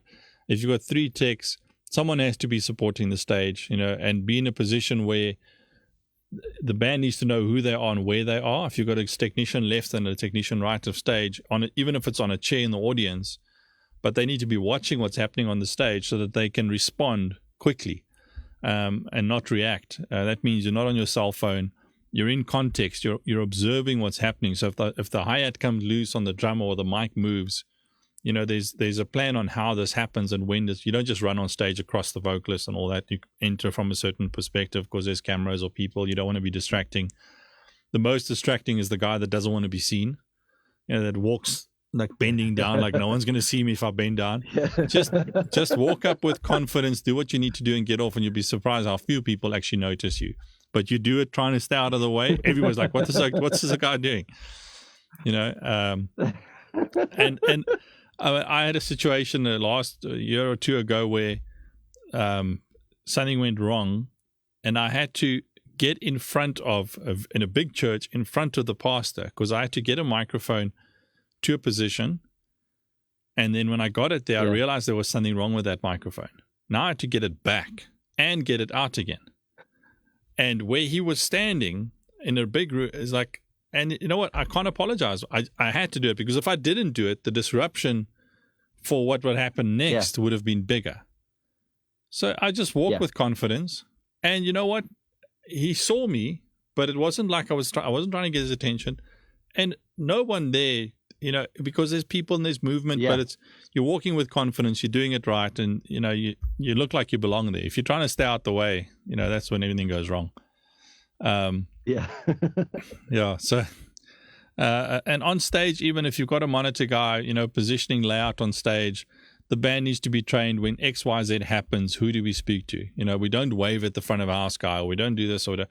If you see a band member or a music team do that, again, no clear plan of action, no clear strategies, no good communication beforehand. It has to happen correctly. Yeah. So we've covered quite a bit tonight. The sound check thing we've mentioned, and I think what I said earlier from a strategy perspective, there are some very good sound check strategies. You got to find something that works. It's based on communication. It's based on everybody being on the same page. When you start a sound check, everybody needs to be in their positions, on their instrument, in the sound check. So whether the sound guy is working with the guitarist doesn't now mean we're not busy with you yet. We are busy with you, because you have to hear the guitarist. So I did this with you guys as well. If I'm busy doing sound check with the bassist and you're in your position and you want to hear the bassist, you put your hand up. I'm finishing with the bassist, then I look around the stage, I see the 4 hands, I give everybody, you drop your hand when you're happy. I look at you, you drop your hand, I'm happy, we carry on to the next. By the time we've gone through the stage, everybody's participated in everybody else's sound check. That's just one strategy you can have, So, but it's about having strategy. It's about having leadership, about having a clear plan of action, and so that you can achieve things. Because at the end of the day, the whole reason we're doing all of this is to get ready to minister. And if we've done all our parts, when we're in that ministry situation, there shouldn't be distractions. Things shouldn't catch us by accident and off guard, so that we can do what we're there to do. And it goes from both sides, technical and stage. Everybody's in the one mindset. I guess from my side, I would just say, and I agree with you, there's so many different strategies. Either the leadership role can be with the sound engineer, like for instance, where we're at now, we've just agreed, as a ministry, the sound engineer will just basically let us know who he's working with. So if drummer will say, okay, drummer, can you give me the kick, bass, or the snare, and then he'll move like that. But I mean, other churches, the worship leader can lead it and communicate with the sound engineer and just say, well, can we start with drums or can we start with? But I agree. I think the important thing is for the guys to sit down and talk it through, formulate what works best for your church. As long as there's clear leadership and there's a clear process, then everything happens, and everybody's happy. Yeah. Paul's asking at ASC, do we have a course that focuses on a church sound team on a part-time basis? Look, technically, it's at ASE, any course we give you part-time or full-time, the technical skills you require to do sound is there. The church perspective of it is something that you learn at your church and that you as a person grow into. I mean, these kind of workshops that we do, we haven't talked almost any tech tonight, from a sound perspective. But all we've been talking about is sound, but within a specific context. So, the same way if we were talking about a music team on stage, we're not talking about chords and chord progressions and, we're talking about the attitude, we're talking about being prepared, doing your homework. So any course you can get your hand on to get trained is worthwhile at any given time, so keep training, keep listening, keep developing yourself. There's some really good material out there, on the specific stuff that you're interested in. All you need to do is contextualize it within yourself. So if you're going to spend 8 hours learning how to edit, in Final Cut Pro, but you're not an editor, that's good knowledge, but you can't then use that knowledge at church or anywhere because it's not what you do. So it's identifying certain things, but it could be something you can get into. So if you want to be at church, the first thing is make sure that you understand the position you're in, what skill set you need for that position, focus on that, growing to that. And because if you have the right understanding, one of the biggest mistakes guys make is they start, for example, in the sound team, then they go and do a bunch of training stuff. Then they come back and think, well, let me go fix everything now. But you don't communicate. Then you go and fix everything and then Sunday falls over. And, well, what's going on? No, I did this course and I just did everything the way it's supposed to be. But it's not a one-man team. So if you want to implement strategies, like I said, if you're struggling with loud sound on stage, you can't just turn down because you're dealing with people on stage and muscle memory and comfort, and it has to be a strategic decision on how are we going to approach this problem as a team going forward. So developing your skill set, if you're developing your mixing skills and you're implementing them within context, sound will get better, you will feel better, and everybody will appreciate you because you're staying in context. If you develop your mixing skill and think, I'm just going to do this now because I want to try this new thing, or I saw this, but you don't communicate, you don't do it within the right context, it'll be noticed probably in the bad way and not a good way, even though it could potentially end up being something good, but when you did it and how you did it is the problem, so just be aware of that kind of stuff. We've hit the 2-hour mark. I told you we're going to only do 1 hour. Oh, come on. It's good talking to you, man. There was a question. Paul asked another question. How important is to have the sound desk in the secure area blocked off to avoid distractions? Look, the distractions are, and I think Timmy answered this well earlier, just what the culture in the church is. It's in my understanding, or the best thing is that the sound engineer, if he's in a position where he's hearing what the majority of the congregation is hearing physically, that would be the best point of reference to do sound effectively. If he's up on the balcony or in the back underneath or against the wall or in a booth or in another room and you're in a compromised listening environment, you have to find a way to fix that, either by going remote or putting in reference speakers or doing something to get the sound right, but you still don't have the environment. So you can be doing a great job, but it doesn't fit the room you're mixing into. I think most sound guys have done a thing where they record what they do live and then they go listen to that at home and they think, oh my goodness, it sounds disastrous. But what you are mixing in the situation where there's acoustic drums off stage or approach, it sounds great, because that's what you mixed it for. It's not going to sound great everywhere else. So even to the point where tracks, a lot of churches are using tracks these days. and the guys are mixing them on headphones and in studios, and they're doing reverbs, which is horrible, and a bunch of stuff. Yeah. And then you play that track at church through that sound system, and you've got this low-end energy going, and the system can't do that. There is no stereo image. There's monoing up, so the reverb is saturating. There's phasing happening. Yeah. It's wrong. When I do the voice and stuff, and I speak to whoever's doing the guitar production or the vocal production or the stems and stuff with James, I have big input into what I want them to do with the BVs. Don't give me reverb. Don't pan hard left and right. Do a 75% pan left and right. Don't, on the guitars, if you want a certain reverb, rather tell me. Let me add the reverb in. If you want reverb on a song, but give it to me clean. If you want this, if you want that, and then we get to a point where we'll play a song and there's a bassist on stage and there's this nice synth bass line running and there's a clash. I'm like, then I'll ask, do you want the synth bass or the real bass? And they go, oh, I didn't realize I was there. Let me mute it. Or actually, I forgot to tell him not to play. I've had both of those situations happening where, but there's production that's happening. But there has to be communication. So if you're doing tracks in church, there's as much thought needs to go into those things for the situation that you're going to be playing them in as anything else. Yeah. Yeah. Anyway, side note That's there. really good, man. Anything else you want to close off with before we book our next session? Yeah. Well, like I said, thank you, Cristo. It's really good. I mean, I think a lot of people, particularly the church world, we need to talk more like this and discuss these things. But I just wanted to say, I think out of everything we've spoken of, it's funny, we started with talking about relationship and synergy, communication, and then I'm just thinking of everything we said and we're ending with the same thing, And obviously, I think you can't go wrong when you start there. Relationship, building that worship ministry and the worship and the sound ministry and bringing them together. And I love what you said, Cristo, making them one ministry, I think that's where it starts, and everything else can roll out of that, Yeah.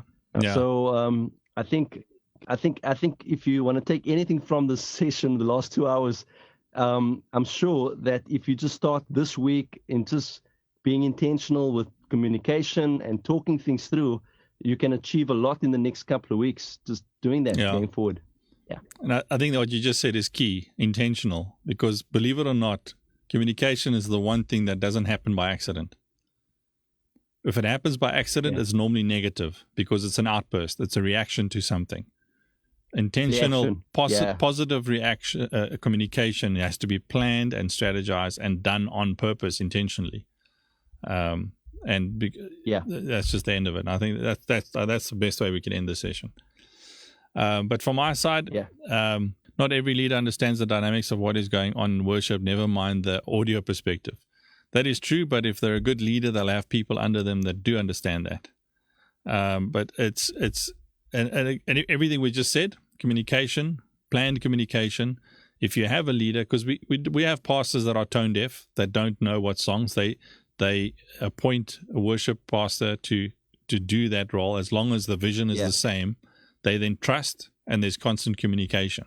And the same thing from a technical perspective. You'll have and I said make it one ministry, you'll have a worship pastor who's not technical, but there has to be a trust that's built on relationship and communication. You know that the guy's not just going to buy everything he wants because he wants to spend money, but it's bought in line with the vision, in line with what the church is trying to achieve.